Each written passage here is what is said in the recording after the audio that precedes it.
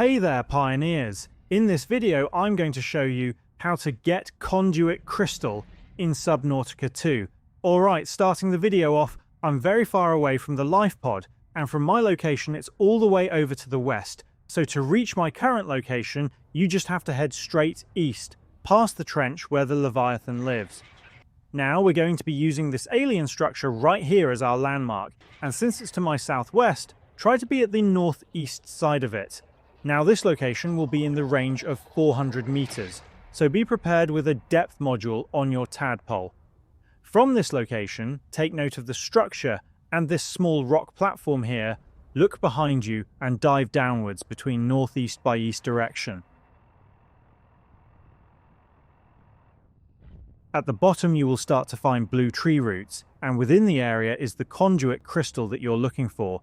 Just hop out of your tadpole and then use your sonic resonator to harvest it. Don't forget to scan it as well, but don't stay for too long since there are enemies in the area. As long as you move around this general location, you'll be able to get more Conduit Crystals. And that's about it on how to get Conduit Crystal in Subnautica 2. If you found this video helpful, please leave us a like or comment and subscribe to the channel for more quick dive guides. Thanks for tuning in, and I'll see you in the next video.